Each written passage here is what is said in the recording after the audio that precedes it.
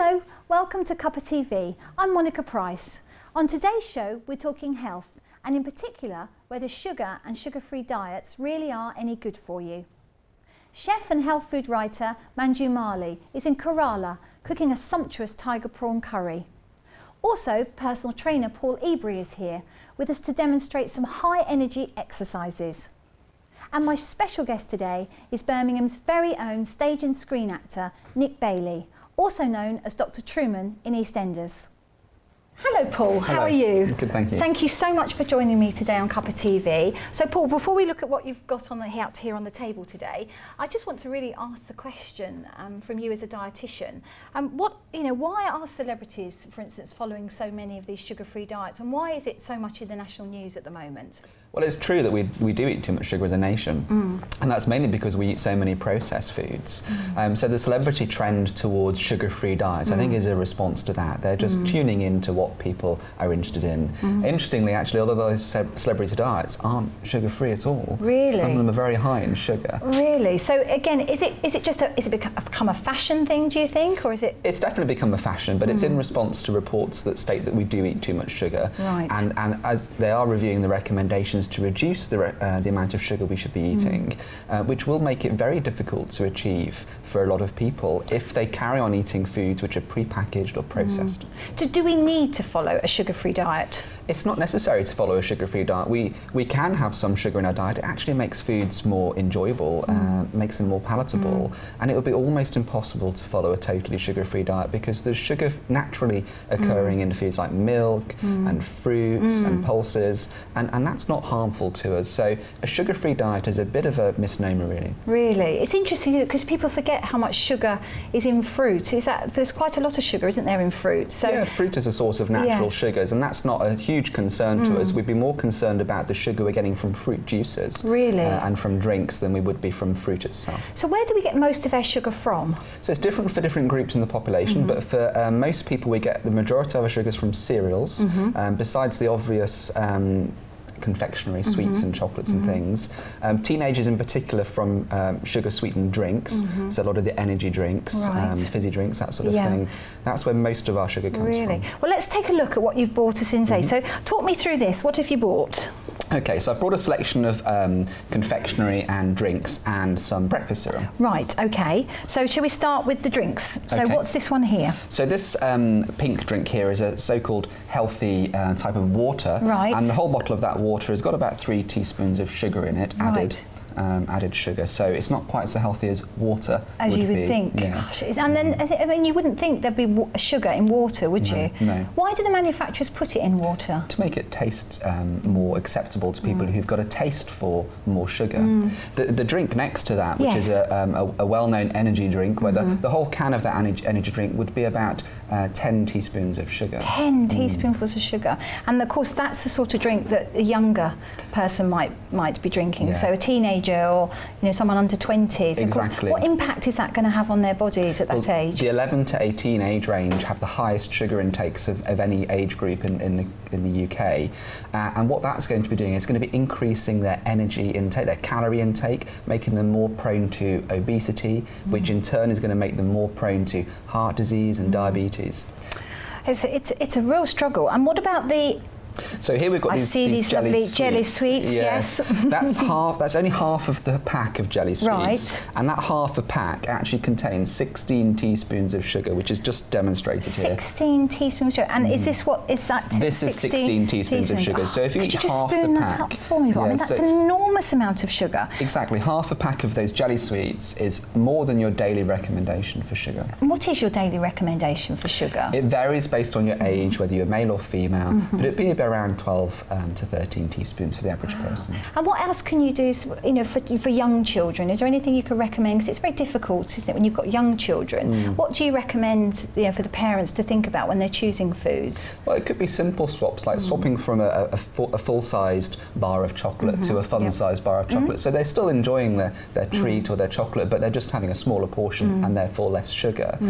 Encouraging snacks such as dried fruit and things like that would be a much healthier alternative. alternative. But we're not saying people should never have chocolate or sweets, but swapping to smaller portion sizes is a really good way to cut it down. That's fantastic. Paul, thank you so much for joining me today. It's been very interesting. Thank you. You're welcome. This year celebrates the 30th anniversary of EastEnders, and my next guest is part of that very rich heritage, playing the role of the dishy Dr. Anthony Truman, who sent female pulses racing in the square.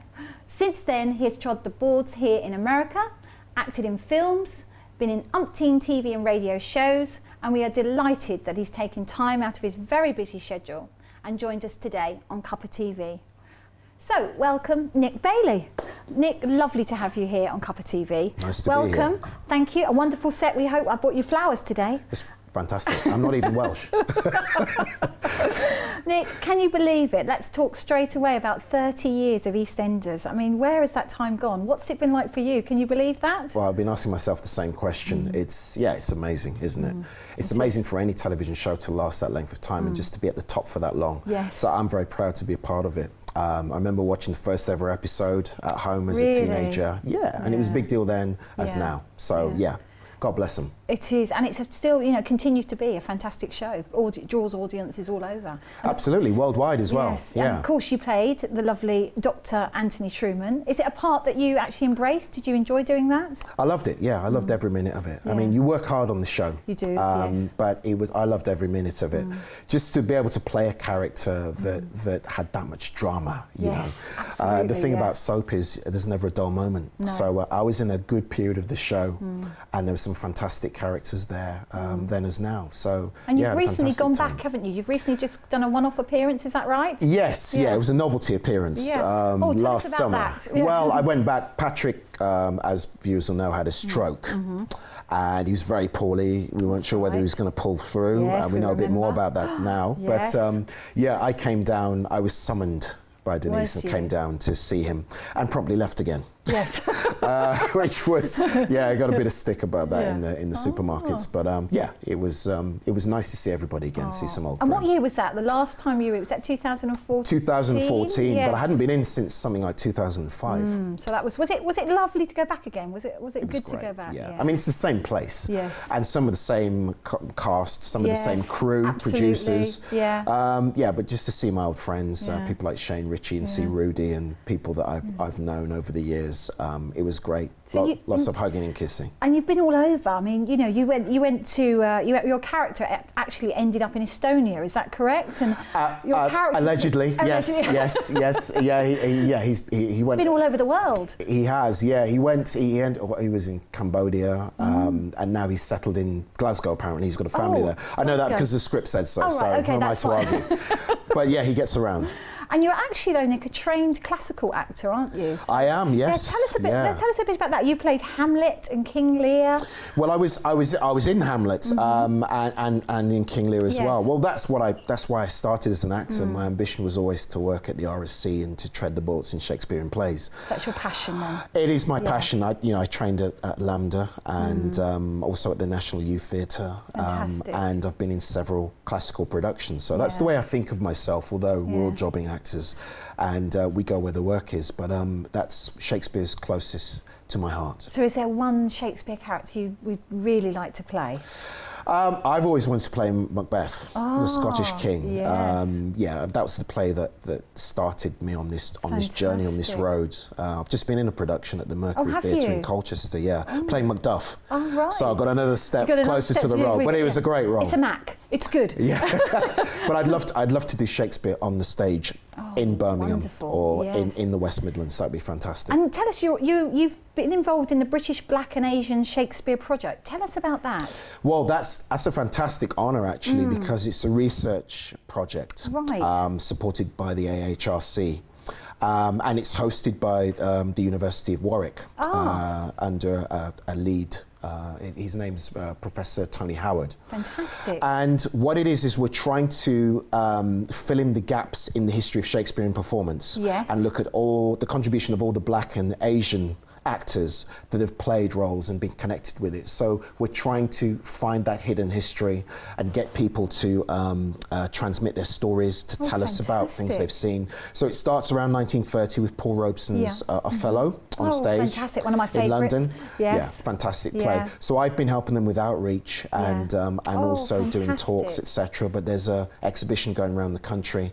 So we're just trying to tell people about these amazing performers, some of whom are still with us, some have passed on. And it's a huge privilege to be part of creating that context and tracking back through history. I should imagine it is. I mean, that subject probably we could talk about in another show, in fact, you know, because there's a lot to talk about there. But tell me, you know, you were also done the Archers as well, I read. Yeah, I've been on the Archers. Yeah, yes, that was a big box Was that fun? Yeah, it was amazing, pretty much. I got some stick, actually, I have to say, for the character that I played. He was a bit of a love rat. Yeah. Unlike Anthony, of course. But yeah, it was great.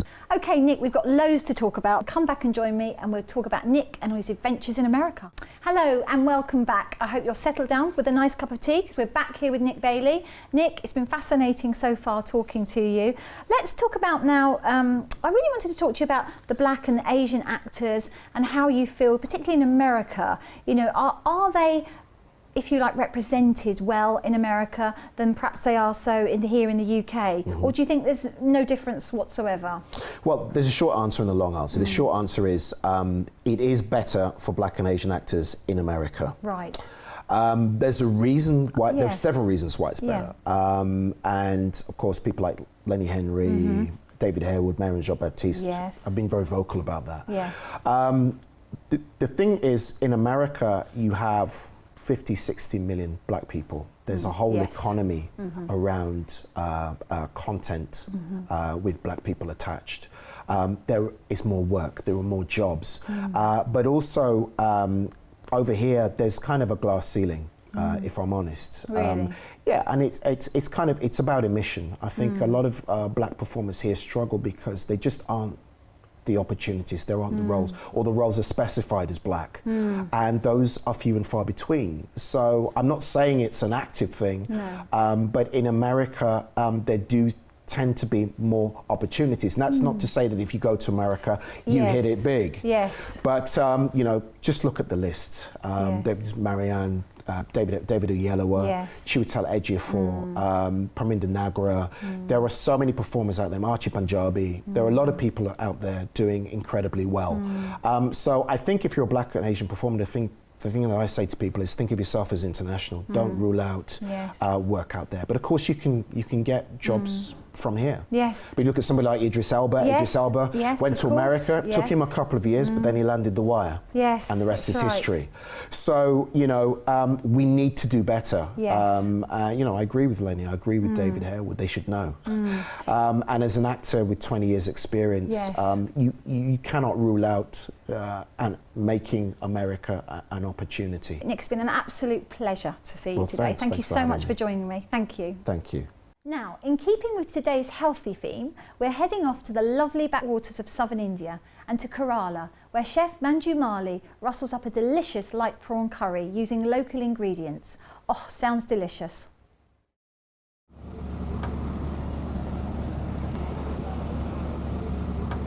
So this is a tiger prawn? Freshwater tiger prawns. Wow, it's such a beautiful blue colour. When you said prawns, I thought you meant little tiny shrimps. Shrimps, seawater. This is massive. Freshwater prawn is the big type. Okay, I was thinking of baby shrimps. Shrimps is only seawater. Do I have to do all the shelling? Remove this, cut it, and remove this part and full fry. Oh my gosh. Okay, poor guy. All right then. Ginger garlic paste. All right, that's a nice idea. Ginger, garlic, turmeric, bit of salt, maybe chili powder, in a bit of oil. I'm going to show you how to make a quick tiger prawn curry. And here are the ingredients.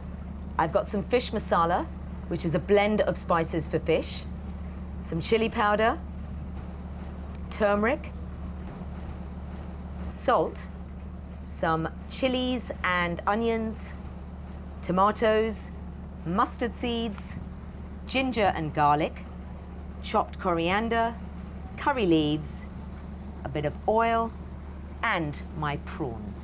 So first of all, I'm going to chop up my prawn. Now, this is quite a large prawn, but if you have small tiger prawns, you don't need to chop up your tiger prawn. So I'm going to make this into bite-sized chunks. And what one should do is remove the black vein from any kind of prawn, or ask your fishmonger to do that. And that's the digestive tract of the prawn, so that should be removed. And once you've done that, you sprinkle some turmeric and salt over it, and that removes all the fish aromas you get when you cook with fish, and it also starts to cook the protein. So I'm going to sprinkle some salt and turmeric on the prawn and heat my oil up. And I'm using sunflower oil for this, and it goes into a frying pan. And once the oil is hot enough, I'm going to tip in some mustard seeds. And I'm using brown, but you can use black if you haven't got brown mustard seeds. And there they go. And they're beginning to sizzle, so that means the oil is hot enough. And then some curry leaves. Now, I've got fresh curry leaves here, but if you can't get hold of fresh, use dried ones.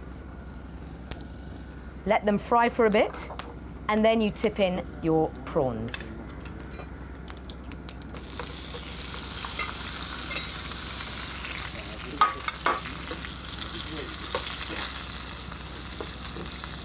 So you let the prawns cook for about a couple of minutes until they change color. And it smells absolutely delicious. I can smell the aromas of the curry leaves. Right, the prawns are nicely fried on the outside, so I'm going to set this aside. And I'm going to make my sauce to go with the prawns. Some more oil.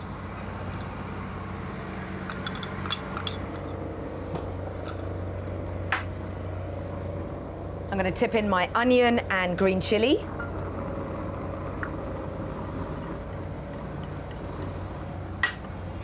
And give that a mix. And let this mixture fry until the onions are nice and golden brown.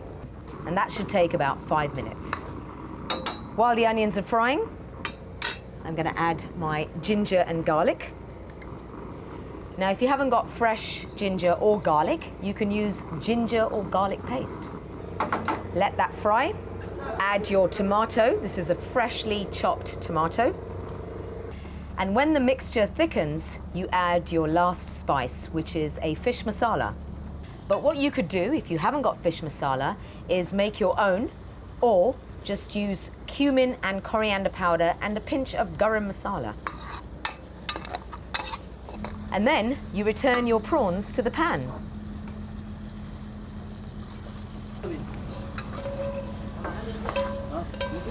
Stir it up and make sure all the sauce smothers the prawns.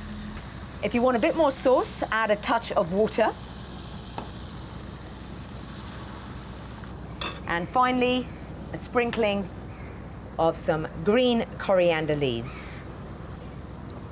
And there you have it. This is your quick tiger prawn curry.